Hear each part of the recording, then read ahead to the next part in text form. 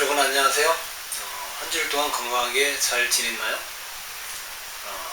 오늘은 여러분이 공부를 잘 하기 위해 꼭 알아야 하는 여러분 자신의 학습 유형에 대한 검사를 실시하는 날입니다. 먼저 수업하기 앞서 선생님이 온라인으로 배포해준 검사지를 출력하세요. 그래서 선생님과 함께 검사를 진행할 수 있도록 책상 모니터 앞에 검사지하고 펜을 준비해 주세요. 그런 다음에 다시 이 영상을 시청해 주시기 바랍니다.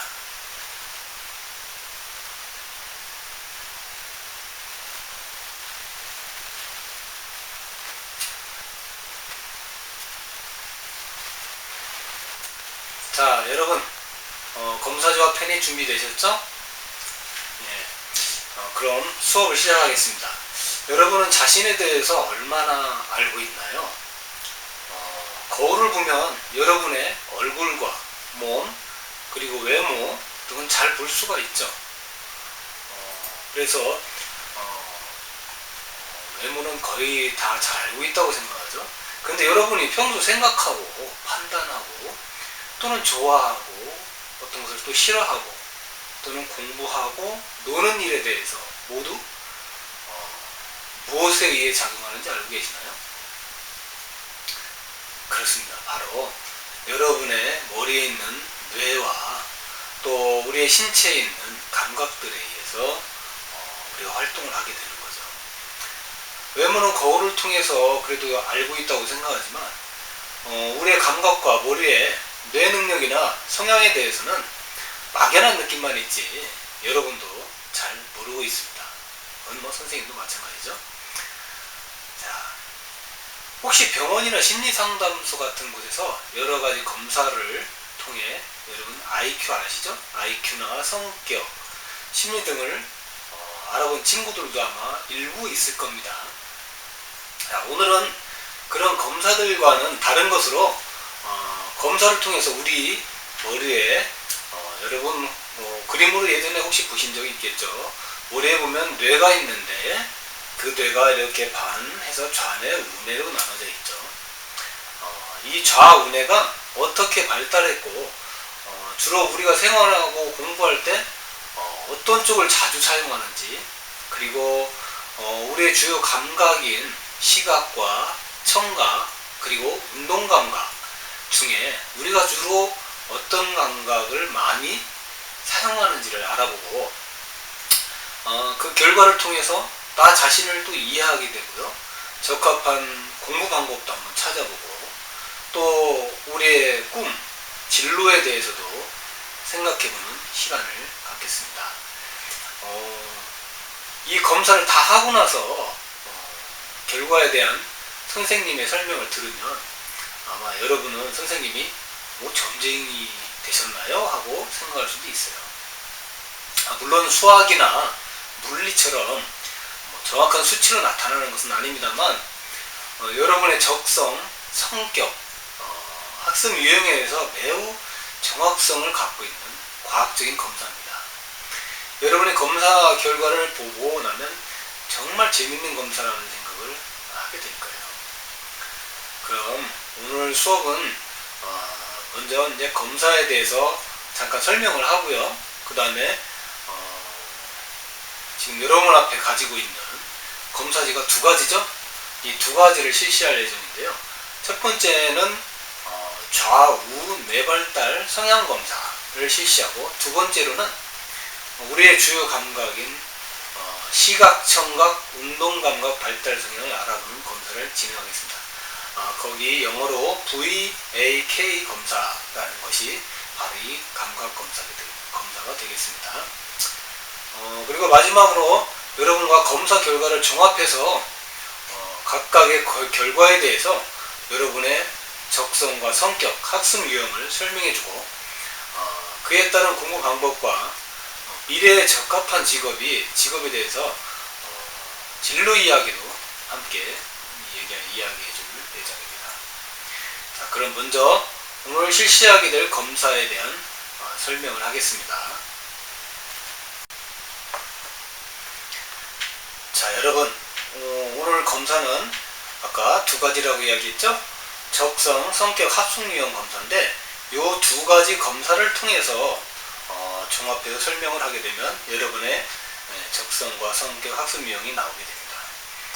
그래서 이 검사를 두 가지 하는데요. 먼저 아까 이야기한 좌우의 성향 검사가 있죠. 그걸 한번 봐주실래요? 좌우의 자가 평가 진단표라고 되어 있습니다. 거기 날짜하고 이름하고 다 쓰게 되어 있고요. 총 50문제로 되어 있죠. 50문제로 되어 있고 여기에 맞는 것에 동그라미 표현을 하는 겁니다. OX가 아니고 읽어보고서 이따 선생님하고 하나씩 읽어보면서 맞으면 동그라미하고 안 맞으면 그냥 지나가시면 됩니다. 이 검사를 소개하면 말 그대로 좌하고 좌뇌하고 우뇌하고 어디를 주로 사용하느냐 그 검사인데요. 여기 보시면 우리 영상에 보시면 인지처리 방법이라고 되어 있죠. 우리 좌뇌하고 우뇌는 서로 인지처리를 하는 감각을 통해 들어오는 어떤 정보 내용에 대해서 처리하는 방법이 다릅니다. 성향이 조금씩 다르죠. 특히 여기서 말하는 좌뇌는 선생님이 지금 표시를 하고 있죠. 이렇게 순차 처리를 작업을 주로 합니다. 논리적이고 수학 문제를 푸는 것이요. 체계적이고 이러한 일을 주로 담당하는 게 좌뇌라고 할 수 있고요. 그 다음에 우뇌는 여러 가지 일을 동시에 여러 주변의 친구들이나 본인들 한번 생각해 보세요. 나는 한 가지 일을 해놓고 그 다음에 다른 일을 할 수 있는 사람이 있는 반면에 어떤 사람은 동시에 두세 가지 일을 같이 하는 경우가 있습니다. 그래서 동시에 두세 가지를 같이 처리하는 친구를 동시처리형이라고 하는데요. 이런 친구들은 우뇌가 발달한 친구들입니다. 그리고 꼭 하나 하는 과정에서 다른 거는 못하는 친구들도 있어요. 꼭 하나 이걸 마무리해야만 다음 거를 실시할 수 있는 그런 친구들은 좌뇌가 발달해서 주로 활용을 하고 순차 처리한다고 하죠. 그리고 또 나중에 나오겠지만 사고 유형이라는 게 있습니다. 우리가 검사 결과에서 나중에 설명해 주겠지만 추상적인 사고를 추상적이라면 무슨 말이죠? 어떤 이론이나 원리, 그 다음에 상상력, 어떤 창의성 이런 추상적인 사고를 하는 그런 친구들이 있는 반면에 그 다음에 여기 보는 구체적 사고, 여기 추상적 사고 있고 구체적 사고죠. 어떤 시각과 어떤 청각 등에 의지하거나 해서 꼼꼼하게 하나씩 내가 직접 경험하고 보고 확인해야만 하는 그런 생각을 하는 사고를 하는 유형들이 있습니다. 그래서 이 좌우뇌 성향 검사는 인지 처리를 순차적으로 하느냐 동시 처리하느냐 또는 사고 유형을 추상적으로 하느냐 아니면 구체적으로 하느냐. 물론 이 부분들이 양쪽 다 같이 하는 경우도 있지만 또 어떤 사람들은 한쪽을 주로 하는 경우가 있어서 검사를 해보는 겁니다. 자, 그 다음에 밑에 보면 VAK라는 검사가 있죠. 아까 이거는 이제 영어로 시각, 청각, 그 다음에 운동 감각의 머리 글자를 딴 명칭입니다. VAK 검사. 그래서 시각, 청각, 운동 감각 발달 성향을 나타냅니다. 여러분, 우리의 뇌에는 아까 좌뇌하고 우뇌만 있는 건 아니죠. 우리의 후두엽이라고 해서 뒤에 있는 뇌도 있고 측두엽, 양쪽 머리 있고 대뇌 뒤에 중간에 있는 두정약이라는 곳이 있습니다. 자, 요 VAK 검사는 이것도 뇌하고 관계가 있습니다. 우리가 시각은 눈으로 보고 청각은 귀로 듣고 운동은 전 신체에서 다 느끼는 거예요, 근육으로. 하지만 이거를 종합하는 뇌는 각각 부위가 다릅니다. 그래서 시각 같은 경우는 우리의 뇌에 보면 후두엽에서 머리 뒤통수 쪽에 있죠. 여기에서 우리가 눈으로 보는 시각 정보를 이 통로를 통해서 뒤에 있는 후두엽에서 관장을 합니다. 그래서 시각 정보가 발달한 사람들은 후두엽이 잘 발달했다는 것이고요. 청각 정보, 양쪽 귀를 통해서 들어가는 청각 정보는 바로 그 옆에 있는 양쪽의 측두엽이라고 하는 뇌에서 감각 정보를 담당을 합니다. 그 다음에 운동 감각은 온 몸에서 신경이 다 이렇게 올라오지 않습니까? 운동 감각이. 그러면 우리 머리에 정수리 부분, 정수리 가운데 있죠? 이 정수리 부분에 거기를 두정엽이라고 하는데 이 두정엽에서 운동 감각을 총괄하고 모든 부분을 갖다가 담당을 하고 있죠. 그런데 우리가 나중에 검사 결과를 보면 아시겠지만 시각, 청각, 운동 감각을 다 사용을 합니다. 그렇죠?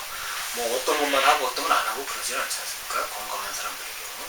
하지만 우리가 생활하고 공부하고 어떤 활동을 하는 과정에서 이 감각들 중에 유독히 의존하는 감각들이 꼭 있습니다. 시각을 주로 쓴다든지, 어떤 사람은 청각이 더 편해서 청각을 주로 쓴다든지, 어떤 사람은 운동 감각적으로 하면서, 예를 들어서 여러분 공부할 때 한번 보세요. 나는 글을 읽거나 그림을 보거나 어떤 칠판에서 무슨 그 영상 같은 게 보여지는 것 따라서 공부를 잘하는 친구가 있는 반면에, 또 어떤 친구는 선생님 수업을 귀로 들어야 잘하는 친구, 또 음악을 들으면서 해야 잘하는 친구, 뭔가 귀를 통해서 책을 읽으면서 소리를 들어야 공부를 잘하는 친구도 있습니다. 또 어떤 친구는 공부하면서 책을 읽으면서 걸어다니기도 하고, 뭔가 막 몸을 잡고 움직이고, 또 막 손이나 발을 활용해서 공부하는 친구들도 있죠. 이게 다 사람마다 조금씩 차이가 있고요. 골고루 잘 쓰는 사람도 있습니다. 또 어느 정도 치우쳐서 편향적으로 쓰는 사람들도 있고요. 그래서 요 좌우의 성향검사, 인지처리 방법, 요 인지처리 방법과 방법에 따른 순차 동시처리, 그리고 사고 유형에 대한 추상적이고 구체적인 사고, 그 다음에 우리의 감각 검사를 통해서 요 두 가지를 종합해서 여러분들의 적성과 성격 그리고 학습 유형을 종합해서 분석해 줄 겁니다. 그러면 어떻게 될까요? 자, 여러분이 그동안 왜 나는 공부가 이렇게 왜 나는 이렇게 하니까 잘 되고 저렇게 하니까 안 되고 그랬을까? 그리고 나는 왜 한꺼번에 여러 가지를 잘하는데 또 어떤 때는 어떤 경우는 또 하나씩 해야만 하는 경우가 있으실까? 그런 식으로 본인의 검사 결과에 따라서 내가 그동안 생활하고 공부하고 학습하던 것들이 다 이해가 되고 굉장히 재미있는 상황이 있을 겁니다. 자, 그래서 여러분 이 질문지가 지금 자원의 성향 검사는 50문항이고요. 그 다음에 나의 학습 스타일 검사는 36문항입니다. 선생님이 한 문항 한 문항 읽어줄 건데요. 읽고 나서 거기에 맞는 말이면, 자신에게 해당하는 상황이면 동그라미 표시를 하거나 V표를 해서 나중에 그 숫자를 확인하고 뒤에 기록을 하시는 겁니다. 자, 이제 바로 여러분과 함께 검사를 시작하도록 하겠습니다. 자, 여러분, 그럼 지금부터 좌우의 성향 검사를 시작하겠습니다. 자, 여러분 지금 검사지 다 책상에 갖고 있죠, 펜하고. 선생님이 이 화면을 보시면서 화면을 보면서 하나씩 읽을 테니까요. 읽고 나서 바로 본인에게 해당이 되면 괄호 안에 동그라미를 하시고, 만약에 해당이 되지 않으면 그냥 놔두세요.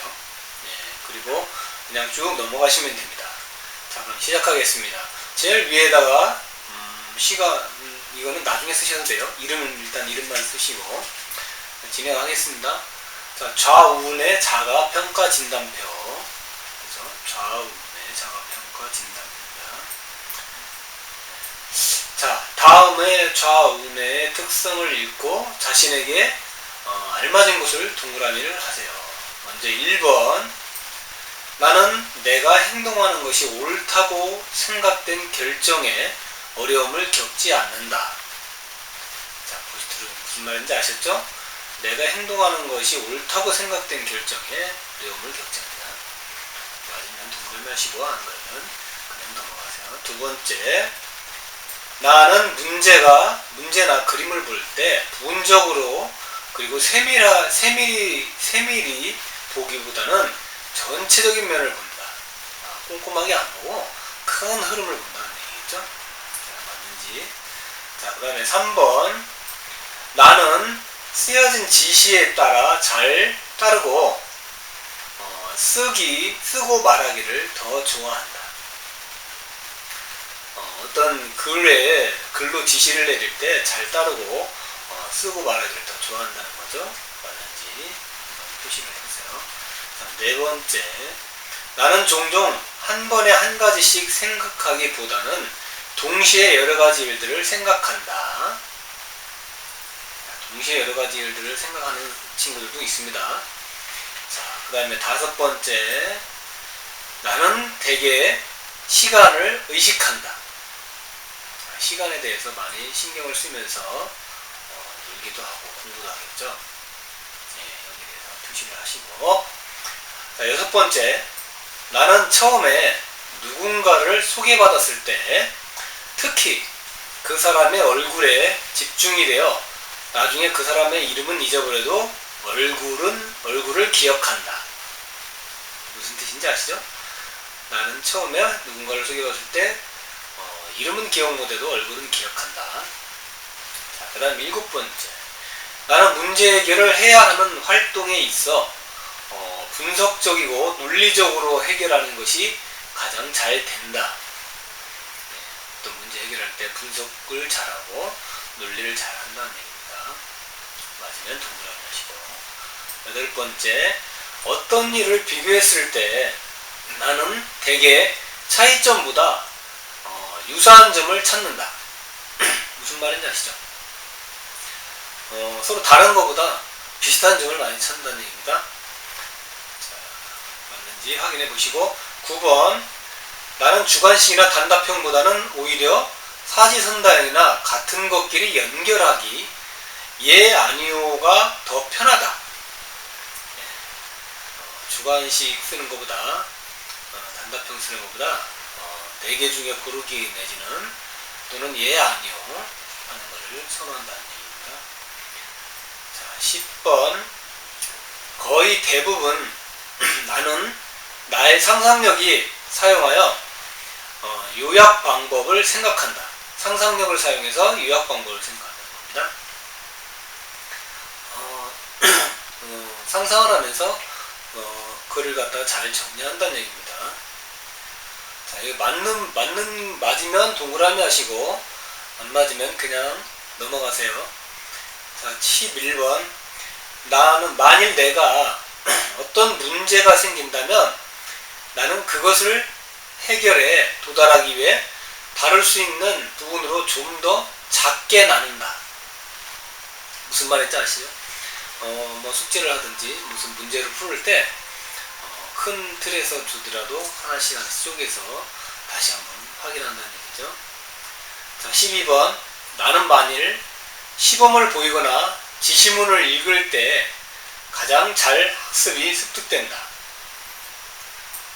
자, 어떤 문제를 해결하기 위해서 누군가 시범을 보여주거나 어떤 지시문을 읽으면서 할 때 가장 학습이 잘 된다, 습득이 잘 된다, 그런 이야기입니다.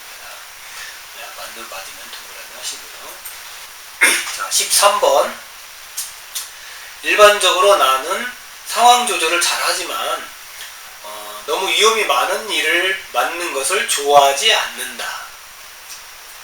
네, 여러 가지 상황을 본인이 잘 조절하지만 조금 위험스럽고 위험이 많은 일들은 좋아하지 않기 때문에 잘 안 한다는 얘기죠. 14번, 나는 기간 안에 끝내야 하는 과제보다는 오히려 자유롭게 끝내는 과제를 좋아한다. 네, 어떤 한정된 시간을 주는 게 아니고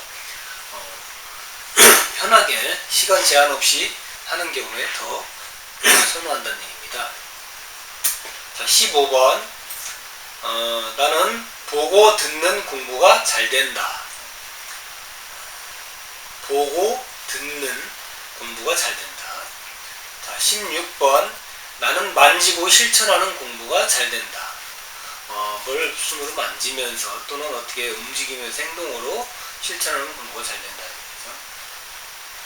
17번, 나는 되게 구체적인 행태를 생각하고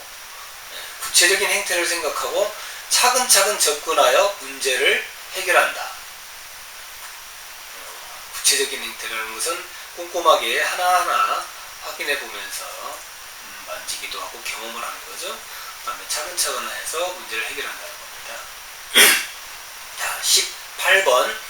만일 내가 정보를 기억하려고 노력하면 대개 그것을 마음속에서 그림 형태로 떠올린다. 무슨 말인지 아시죠? 여러분, 어떤 암기를 하려고 할 때 그 암기에 관련된 것을 마음속에서 글자가 됐든 어떤 그림이 됐든 형태로 떠올리면서 기억한다는 겁니다. 18번.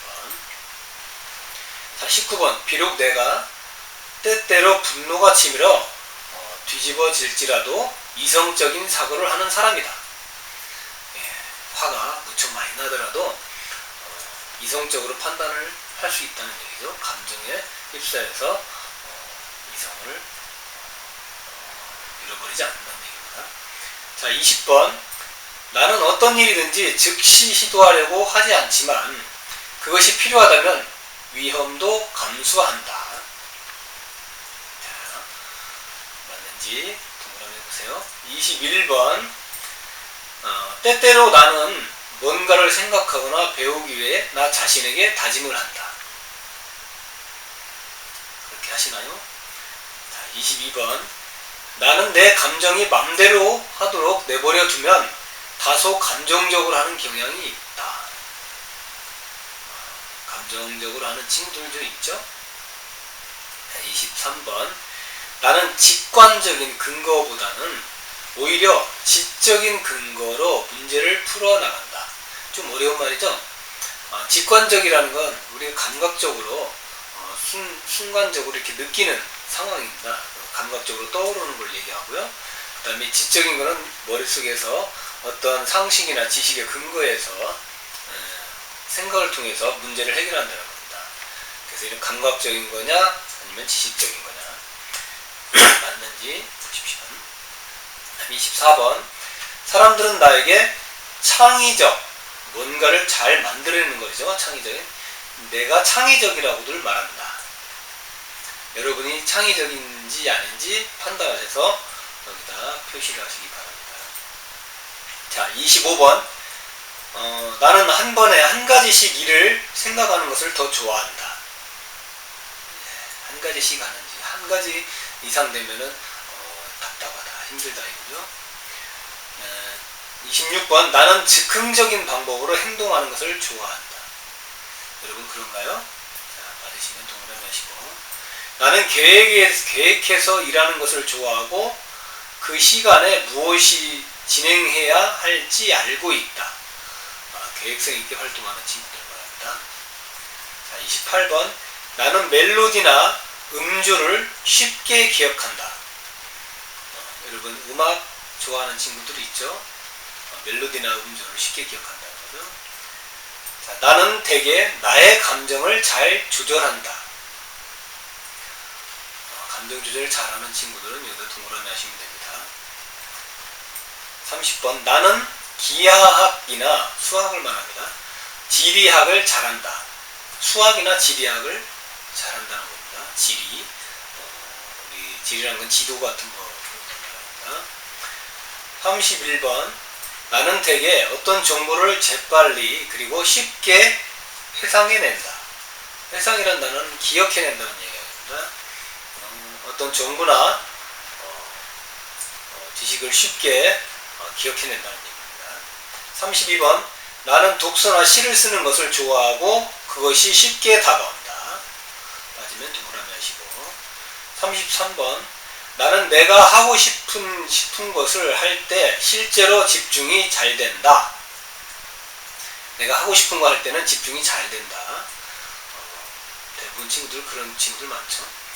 34번. 나는 집단 안에서 일을 할 때 나는 다른 사람들의 기분을 의식한다. 친구들하고 같이 뭔가를 같이 과제를 하든 할 때 다른 친구들의 기분을 의식한다는 거죠. 35번. 나는 수학적 개념들을 잘 이해한다. 수학이 잘 이해되는 분들은 동그라미 치시고. 자, 36번. 문제를 풀거나 시험을 볼 때 나는 결론에 다다르기 위해 한 가지 생각에서 다른 생각에 매달린다. 자, 문제를 풀거나 시험을 볼 때 나는 어떤 답을 다다르기 위해서 한 가지 생각에서 다른 생각까지 매달린다. 자, 표시를 하시고 37번 나는 새로운 단어, 특히 영어나 영어 단어나 국어 용어들을 쉽게 배운다. 37번 38번 나는 어떤 일을 계획할 때 나는 모든 계획을 세부적으로 세우기보다는 느슨하게 세운다. 여기에 맞으시면 동그라미 하세요. 세부적으로 한다는 게 아니라 느슨하게 한다는 얘기입니다. 자, 예. 39번 나는 보통 어떤 선생님이라도 쉽게 배운다. 어떤 선생님을 만나도 선생님들의 지도 방법에 쉽게 공부할 수 있다는 얘기입니다. 자, 40번 학급에서 나는 대개 모든 학생들이 할 일을 나도 잘 하고 있다. 나도 잘 할 수 있다. 그죠? 대개 모든 학생들이 할 수 있는 일을 나도 잘 할 수 있다. 오타가 나왔습니다. 미안합니다. 잘 하고 있다. 할 수 있다. 할 수 있다. 대부분 다른 학생들이 할 수 있는 일은 나도 잘 할 수 있다. 41번 나는 매사에 신중하고 세부적인 사항을 잘 기억한다. 신중하고 세부적인 사항을 잘 기억한다. 맞으시면 동그라미 하시고 나는 몇 개의 퍼즐 조각만으로도 그 장소의 전체 그림을 쉽게 알 수 있다. 자, 몇 개의 퍼즐 조각만으로 그 장소의 전체 그림을 쉽게 알 수 있다. 43번 나는 뭔가를 통달하기 위해 그것을 반복적으로 연습하기를 싫어한다. 반복적으로 하는 걸 싫어한다는 얘기입니다. 44번 나는 전화보다는 오히려 직접 사람을 만나서 대화하는 것을 좋아한다. 45번 나는 농담이나 농담 중에 뼈있는 말들을 잘 기억한다. 우리가 농담을 이야기하면서 뭔가 뼈있는 말들 하죠. 의미 있는 다른 의미를 담고 농담하는 경우가 있죠. 자, 46번 나는 내가 해야 한다고 생각할 때 집중하기가 어렵다. 내가 공부해야 된다고 생각하는데 집중이 잘 안 되는 경우입니다. 47번 나는 분명하고 논리적인 방법으로 생각한다. 여러분 생각할 때 논리적이거나 분명하게 생각을 하는 자입니다. 48번 나는 때때로 결론을 내릴 때 내 직관에 의존한다. 직관이란 아까 감각적이고 순간적으로 받아들이는 감각을 이야기합니다. 여기에 의존한다. 자, 49번 나는 기본적으로 그날을 일상적으로 똑같이 보낸다.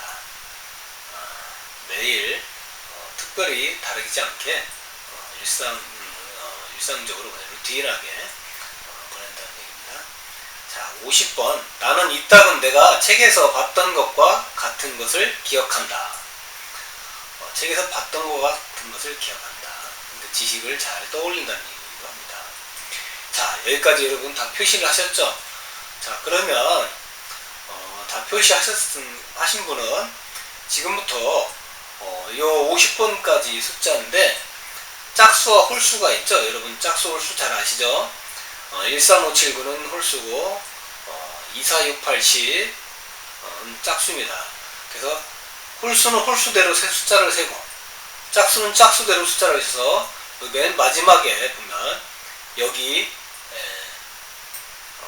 짝수 문항 숫자를 여기다가 적으시고 그 다음에 홀수 문항 개수는 개수입니다. 숫자를 여기다가 적으세요. 그래서 짝수 문항이 많으면 본인이 운의 0이고 그 다음에 홀수 문항이 많으면 잔의 0으로 알고 계시면 됩니다. 해석은 나중에 해드릴게요. 일단 내가 홀수를 많이 나왔는지 짝수가 많이 나왔는지 숫자를 내시고 여기다 기록을 해놓으세요. 그러면 숫자가 5위가 나죠. 점수 차이가 만약에 지금 25문제씩인데 많이 나면 그쪽 성향이 강하다는 이야기입니다. 근데 몇 점 차이냐에 따라서는 나중에 선생님이 설명을 해드릴게요. 그래서 하여간 조금이라도 높다, 한 4문항, 5문항 이상 차이가 난다, 그러면 성향이 있다고 생각하셔도 됩니다. 자, 그거까지 마무리하시고 다음 검사를 진행하겠습니다.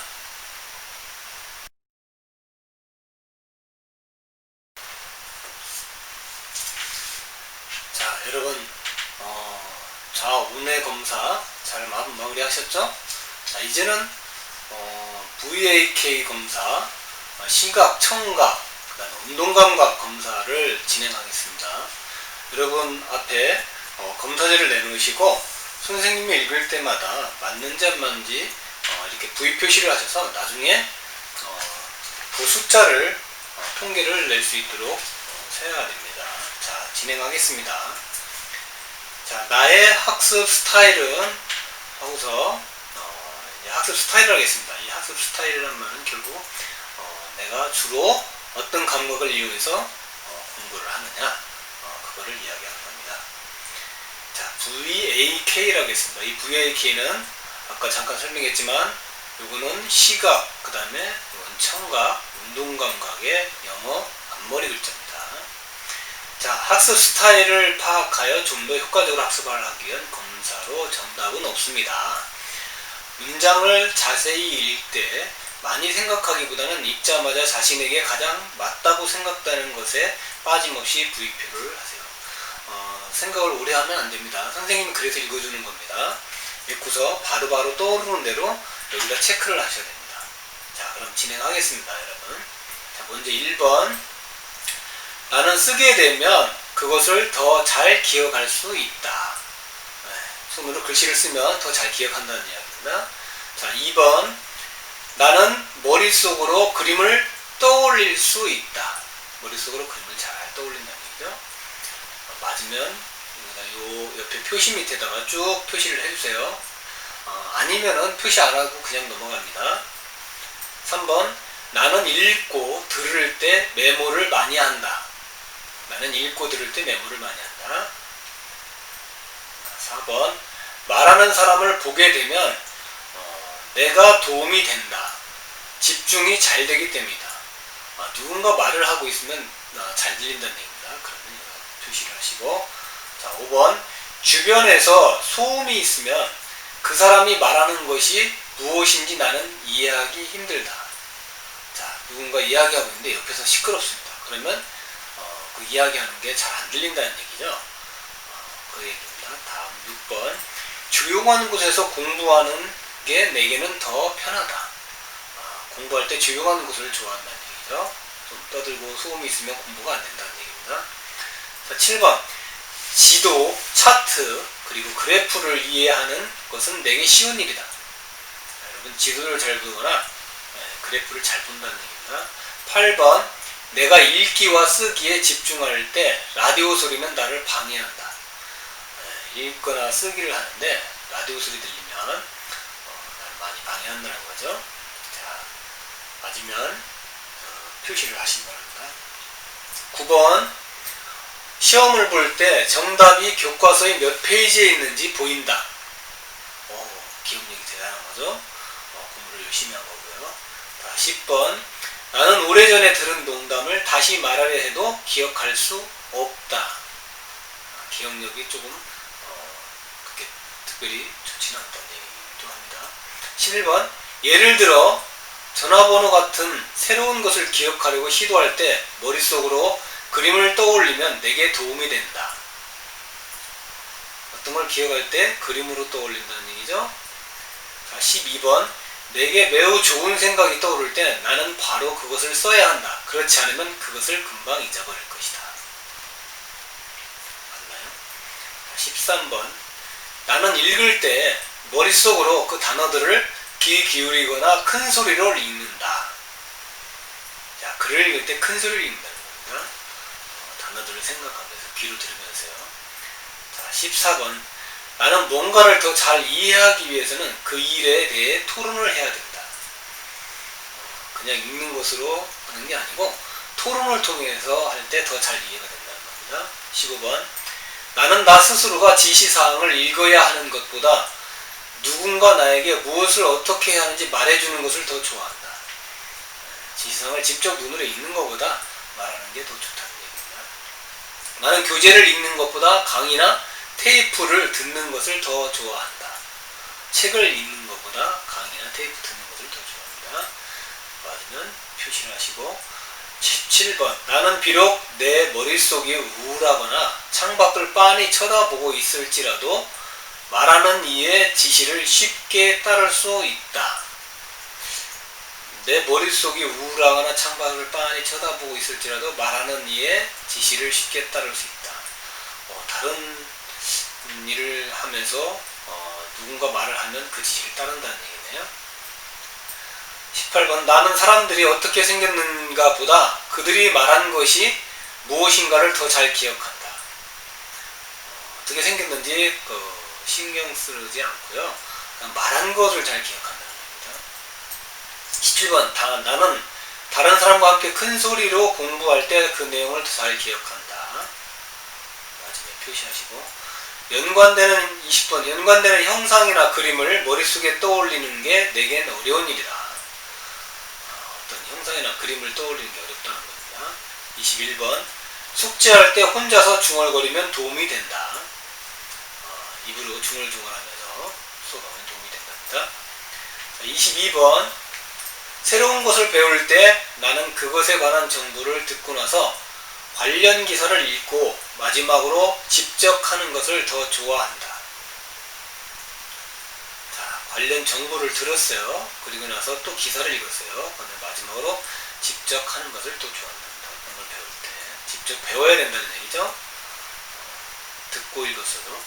23번 나는 다른 것을 시작하기 전에 먼저 일부터 완성시키는 것을 좋아한다. 어떤 것을 먼저 완성하고 다른 것을 시작합니다. 24번 특별한 성적 관리를 위해서 나는 쓰는 것보다 녹음된 테이프를 보고하는 것을 더 좋아한다. 녹음된 테이프를 듣는 거죠. 듣고 하는 것을 더 좋아한다. 자, 쓰는 것보다 녹음 소리를 듣는 걸 더 좋아한답니다. 25번 나는 지시사항을 읽거나 귀 기울이는 것을 좋아하지 않는다. 차라리 바로 시작하는 게 더 낫다. 자, 어떤 거를 읽거나 신중하게 이렇게 듣는 것보다 바로 그냥 행동으로 하는 걸 더 낫다고 합니다. 26번 나는 음악을 틀어놓으면 공부를 더 잘한다. 음악 들으면서 공부하는 친구들도 있습니다. 28번 내가 수업 중에 여기저기를 자유롭게 돌아다닐 수 있다면 더 잘 생각한다. 책상에서 하는 공부는 내게 맞지 않는다. 28번 자, 이제 29번 구체적인 단어가 생각나지 않을 때 나는 손을 많이 사용하고 도대체 그것을 무엇이라고 부르지 하며 중얼거린다. 무슨 말인지 아시죠? 30번 논문이나 책을 읽기 시작할 때 나는 마지막 부분을 살짝 들여다보는 것을 좋아한다. 31번 나는 잘 적어두지만 그 부분을 전혀 펼쳐보지 않고 읽지도 않는다. 메모는 잘하는데 나중에 안 본다는 얘기입니다. 32번 나는 책상과 공책은 어질러져 있지만 나는 물건들이 어디에 있는지 안다. 우리 그런 친구들 많죠. 33번 나는 셈을 할 때 손가락을 사용하고 책을 읽을 때 입술을 움직인다. 어떤 말인지 아시죠? 맞으면 체크를 해주세요. 자, 여러분. 자, 그럼 34번. 나는 내 일을 교정하는 것을 싫어한다. 누군가 내 일을 다시 수정하라고 얘기하든지 바꾸려고 할 때 말하는 거죠. 35번. 나는 수업 시간에 공상에 잠긴다. 36번. 특별한 성적 관리를 위해서 보고서를 쓰는 것보다 프로젝트를 만드는 것이 낫겠다.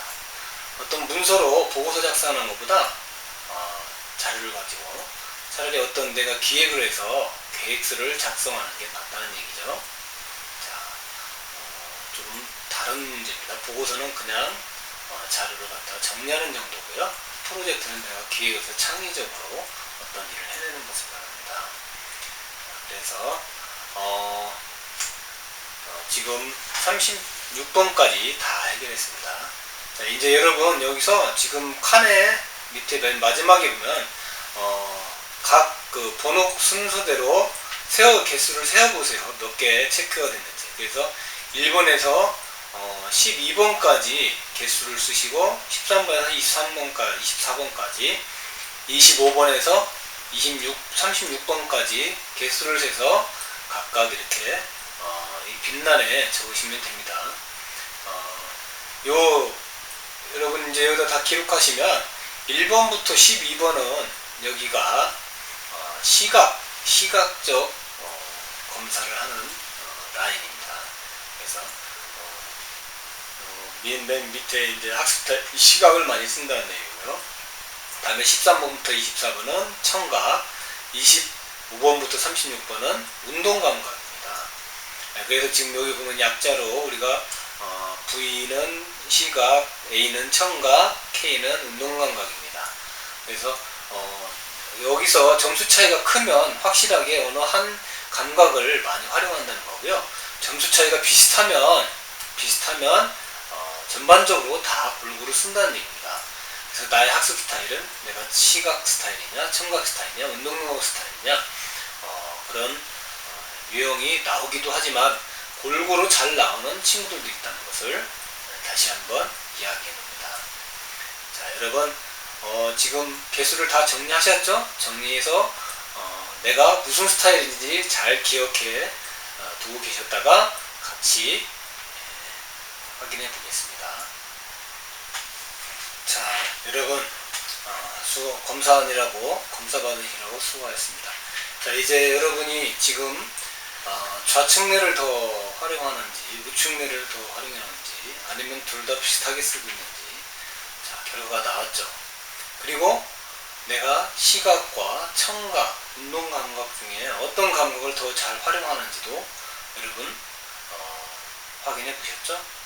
그래서 나는 좌뇌를 더 많이 쓰고 시각을 많이 쓴다든지 아니면 운동감각을 많이 쓴다든지 이렇게 아마 정리가 됐을 겁니다.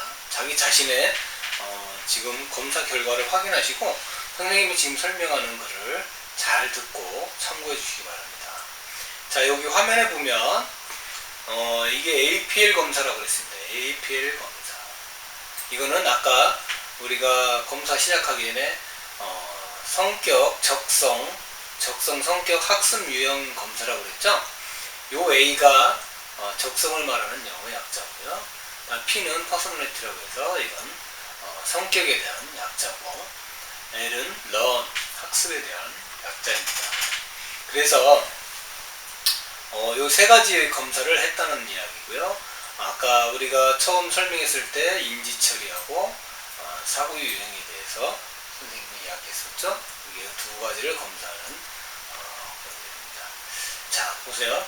자, 여기 보면 우리가 처음 검사한 게 좌뇌하고 우뇌, 그죠? 좌뇌를 주로 많이 쓰는 사람들은 이렇게 순차체를 합니다. 영어로는 시퀀셜이라고 하죠. 좌뇌, 아까 얘기했죠? 우뇌를 많이 활용하는 사람들은 동시처리를 많이 합니다. 근데 여러분, 그런데 비슷하게, 양쪽이 비슷하게 한다면 두 가지 다 잘 조화롭게 한다는 얘기입니다. 근데 만약에 점수 차이가 크다면 동시처리 내지는 순차처리로 구분할 수 있다는 이야기입니다. 그렇죠? 자, 그러면 일단 좌뇌를 많이 하면서 여기 그 다음에 우리가 또 무슨 검사를 했죠? 좌우뇌하고 그다음에 감각을 했었죠.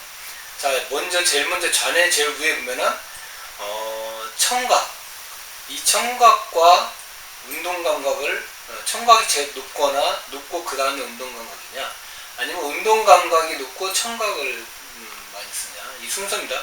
그런데 여기에 뭐가 없죠? 시각은 여기에 없습니다.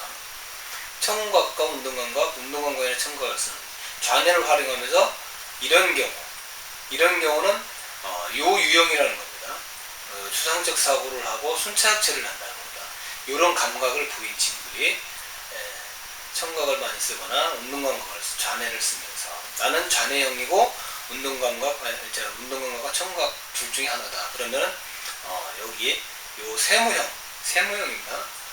여기 영어로는 SA형이고. 자, 그 다음에 나는 좌뇌형인데 청각이 청각을 많이 쓰고 그 다음에 나는 운동감각이 아니라 시각이더라. 나는 청각형이고 그 다음에 시각형이다. 네? 자, 이런 경우에는 요 네모형입니다. 네모형.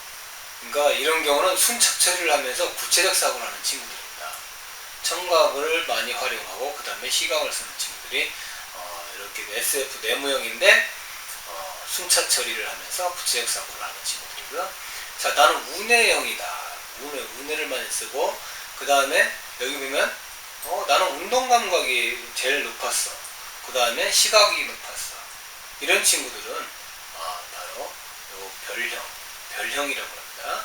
이런 친구들은 추상적 사고도 하고 동시 처리도 하고 있습니다. 인지처리는 추상적 사고가 뭔지는 아시죠? 자, 그 다음으로 내가 운해형인데 나는 시각이 제일 높더라. 난 시각형이더라. 그 다음에 이제 이렇게 운동하고 청각들이 나오는데 난 시각이 하여간 높았어. 운해형이면서 그런 친구들은 요 동그라미형이라고 합니다. 동그라미형은 동시 처리를 하면서 또 구체적 사고를 생각을 하는 친구들입니다. 자, 그러면 여기 보세요. 네, 여기에 삼각형형, 네모형, 별형, 동그라미형이 있죠. 영어로는 각자 SA형, SF형, RA형, RF형입니다. 자, 그러면 어떤 특징을 보일까요? 나는 좌내면서 청각 운동을 하는 친구들은 SA형인데 세모형인데 리더십과 목표 중심으로 다루고 논리적이고 설득력이 좋으며 명예심이 많고 원칙을 중시하는 친구들입니다.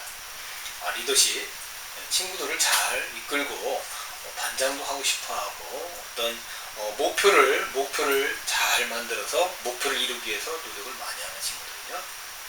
자, 그 다음에 여기 네모형은 보세요.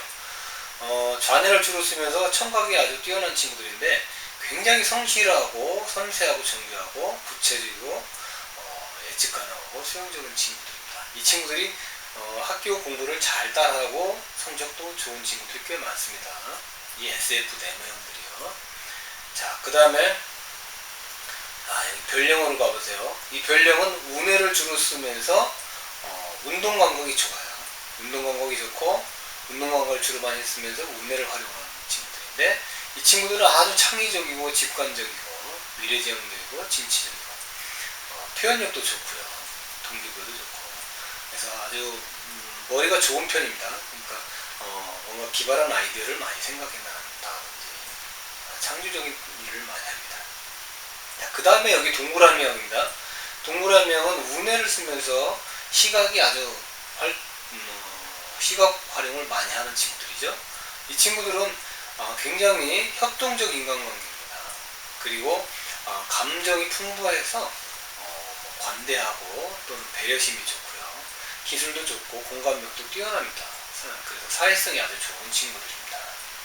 자, 이렇게 각 세모형, 네모형, 별형, 그 다음에 동그라미형으로 운해와 어떤 감각, 또 좌뇌와 어떤 청각이나 운동 감각에 따라서 구분이 됩니다. 그러면 여러분, 나는 별형인가? 나는 동그라미형인가? 나는 세모형인가? 나는 네모형인가? 좀 감이 오시죠? 물론 이게 좀 100% 안 맞을 수도 있습니다.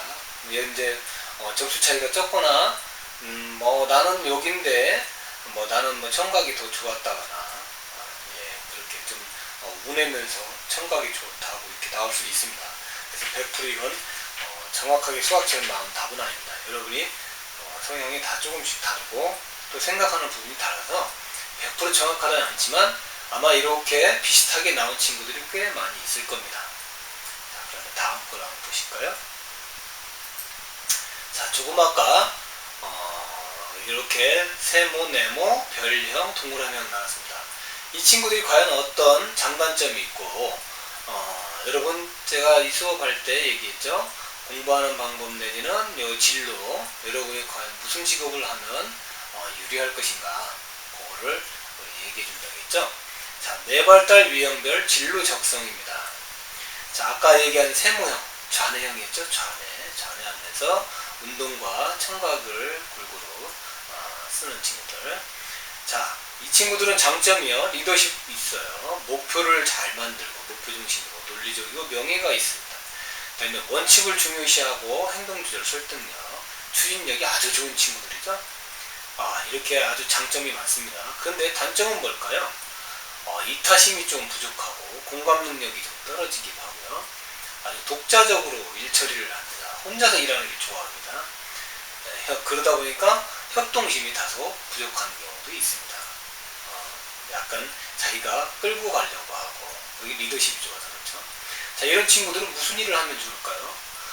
행정가, 매니저, 그 다음에 감독, 병원, 그 다음에 CEO, 경영자, 정치인, 법률가, 정치하는 사람들, 그 CEO라는 건 기업의 오너죠.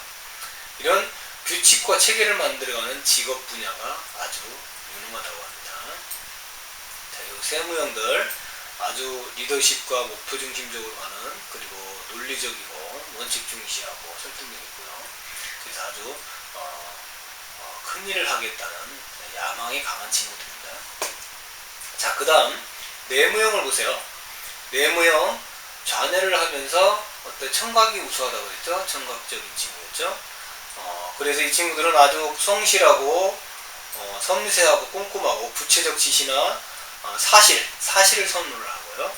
가능한 환경 선호, 그 다음에 수용적 지시에 잘 따릅니다. 자, 그런데 이렇게 꼼꼼하고 하면서 공부도 잘하는 친구들인데 이 친구들에게도 단점은 있죠.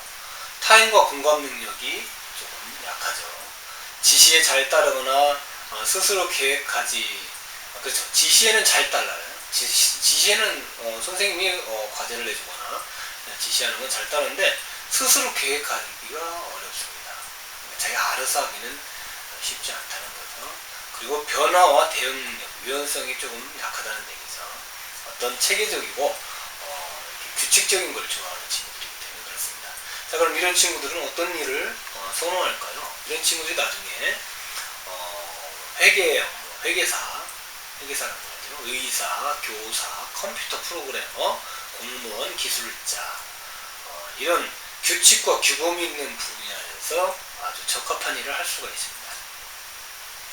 자, 이해하시죠? 다음에 우리 우측뇌를 쓰면, 우뇌를 쓰면서 운동 감각이 좋은 친구들이 있었죠. 별형. 아까 얘기했죠. 창의적이고 직관적이고 새로운 개념과 미래에 대해서 많고, 표현력이 우수하고 동기부여를 잘하고, 유연성도 좋고요. 주도적이고 미래지향적이기도 합니다. 자, 이 친구들은 그래도 어쨌든 또 단점이 있어요.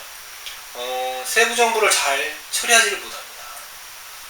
굉장히 창의적이고 그런데 꼼꼼한 면은 좀 약합니다. 그래서 주의가 산만하고 구조화된 환경에 적응력이 약합니다. 그러니까 이게 어떤 틀이 주어지면 그 틀에 맞춰서 활동하기가 쉽지 않다는 거죠. 아주 자유분방하고 본인이 아주 유연성 있게 본인 뜻대로 이렇게 하는 걸 좋아하죠. 네, 그래서 좀 산만한 편입니다. 자, 이런 친구들은 어떤 일에 좋을까요? 아주 머리가 뛰어나고 직관력이 좋기 때문에 어떤 전략 설계를 한다든지 음악, 배우, 시인, 교수, 행사 기획, 그다음에 프로젝트 매니저 등 불규칙적이지만 창의적인 직업에 적합하다고 합니다. 그렇죠? 아주 창의성이 높고 그래서 어떤 예술성을 많이 따지고요. 하지만 어떤 구조화된 틀에 박힌 일은 잘 못한다는 얘기죠. 자, 마지막으로 이제 동그라미형. 아까 우뇌를 많이 쓰면서 그 다음에 시각을 잘 활용하는 친구들이었습니다. 이 친구들은 아주 협력을 잘하고 대인관계 기술이 좋고 공감 능력이 좋고 감성이 풍부하다고 그랬죠. 사회성이 아주 좋은 친구들입니다. 하지만 이 친구는 또 그 감정이 너무 풍부하고 좋다 보니까 자신에 대해서 게으르고 소홀하기도 합니다. 또는 주변 정리, 시간 관리를 잘 못하기도 하고 일 마무리를 잘 못하는 상황이 많죠. 그래서 공부를 잘 하지 못하고 학교에 놀러 다니는 친구이기도 합니다. 무슨 얘기입니다. 자, 이런 친구들은 무슨 일에 적합할까요? 이렇게 막 감성이 좋고 남을 잘 이해하고 배려할 줄 아니까 이런 친구는 상담가, 그 다음에 판매원, 비서 이런 일들을 할 수 있고 불규칙적이지만 정서적인 지지자, 그러니까 남을 배려를 잘하죠. 관대하기도 하고요. 그런 지자 역할을 하는 직업에 유리하다고 합니다. 사회성도 아주 좋은 친구들이고요. 자, 여러분 그러면 내가 세무형인지 내무형인지 별형인지 동그라미인지 잘 봤죠? 그래서 여기에서 물론 단점도 있지만 분명히 여기에 다 장점들이 많이 있습니다. 그래서 이 장점이 나의 장점이라고 생각하시고 그 장점을 잘 살려서 공부도 열심히 할 수 있는 방법으로 노력하고, 그래서 이 직업 분야도 내 적성에 맞는 직업이 이런 것이다 생각하고 한번 고민을 해보시면서 미래에 대한 꿈을 한번 만들어 보시기 바랍니다. 자, 그리고 이제 선생님이 아까 시각과 청각 그리고 운동감각에 관한 우리가 검사를 했었는데, 그 친구들이 과연 그럼 학습할 때 어떻게 해야 되느냐, 거기에 대해서 잠깐 선생님이 이야기를 해주겠습니다. 먼저 시각적 학습 친구들 있죠. 시각 능력이 좋은 친구들은 눈으로 보고 어떤 그림을 좋아하는 거죠. 자, 그러다면 교사가 말하는 동안에 집중해서 쳐다보는 것을 잘합니다. 그죠? 그렇게 공부를 합니다. 선생님이 이야기할 때 선생님 얼굴과 입과 칠판을 계속해서 쳐다보면서 공부를 해야 되고요. 또 이 친구들은 조용한 곳에서 공부를 해야 된다. 시각 능력이 좋은 친구들은 시끄럽거나 아니면 산만한 곳에서는 공부하기 어려워요. 그래서 조용한 곳에서 되도록 공부하시고, 내가 이해하지 못한 부분에 대해서는 선생님에게 다시 설명해 달라고 요청을 해야 됩니다. 그리고 단어 카드나 학습장을 만들어서 활용하셔야 돼요. 만들어갖고 눈으로 보면서 수업 공부를 하시고, 또 중요한 내용은 그림이나 사진, 그렇죠? 그림이나 사진 등을 이용해서 정리하면 자신만의 그 필기법을 잘 갖게 됩니다. 그래서 노트 정리를 잘하는 친구들이기도 합니다. 시각 능력이 좋아져요. 자, 그 다음에 심화 내용이나 보충 내용은 책이나 노트에 적어두고 필요시 확인한다. 그렇죠? 여러분, 이 친구들은 또 노트를 잘합니다. 그래서 이런 책이나 어떤 여러분 자습서에 있는 내용들을 노트에다가 중요한 내용을 다 옮겨 적으면서 확인을 하셔야 되겠죠? 그리고 공부하기 전에 상세한 나의 목표를 설정해서 해놓고요. 그것을 내 앞에 붙여놓는 거죠. 눈으로 봐야 됩니다, 목표를. 그냥 듣고 그냥 넘어가면 여러분들은 시각적 학습자들은 금방 잊어버리고 신경을 못 씁니다. 특히 눈으로 들어오는 자극에 강하기 때문에 여러분들 목표, 나는 내가 몇 등 하겠다, 나는 몇 시부터 몇 시까지 공부하겠다, 또는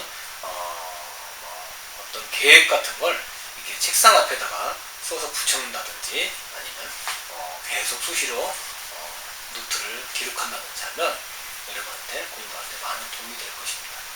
자, 그 다음에 두 번째로는 청각 능력이 좋은 친구들, 귀로 듣는 걸 좋아하는 친구들이죠. 이 친구들 공부 방법은 크게 떠들고 정보를 들으면서 그 친구와 함께 묻고 답하는 형식으로 공부하는 게 많은 도움이 될 겁니다. 그래서 소리내서 책도 읽어야 되고요. 눈으로만 읽으면 공부 안 됩니다. 이 친구들은 소리내서 책을 읽어야 공부가 잘 됩니다. 그리고 교실 수업 내용을 녹음하거나 녹음 테이프에 수업한 내용을 녹음해서 들으면서 공부하면 아주 또 잘 됩니다. 무슨 말인지 아셨죠? 내가 직접 읽어서 녹음해서 다시 들으면 또 공부가 잘 되기도 하고요. 그래서 공부하기 전에 상세한 나의 목표를 설정하고 그것을 큰 소리로 말하면 또 도움이 됩니다. 여러분들은 듣는 것을 좋아하기 때문이죠. 그 다음에 필기는 서술형으로 정리하세요. 서술형으로.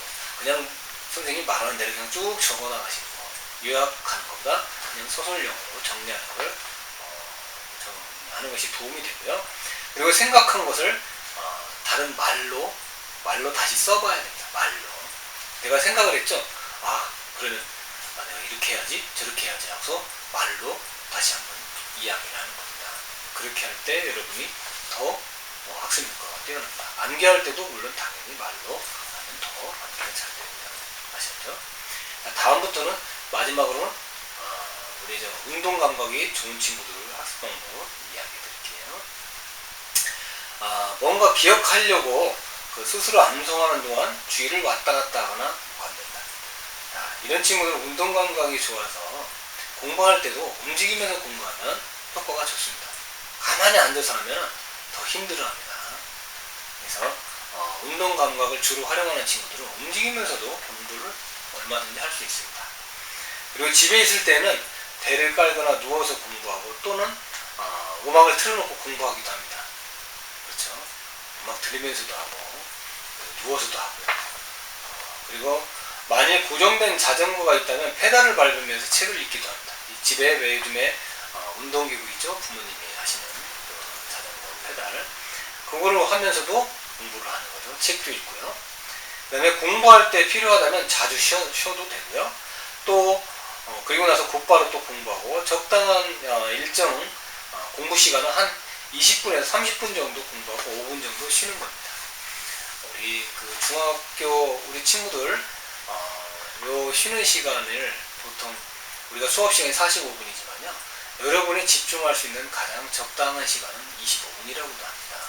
물론 사람마다 개인 차이가 있습니다만 25분 정도 하고 5분 쉬고 25분 하고 5분 쉬고 하는 공부 방법을 하면 훨씬 효과가 좋다고 합니다. 자, 어떤 정보를 기억하려고 할 때 눈을 감고 책상이나 카페 위에서 손가락으로 그 정보를 호응해 써본다.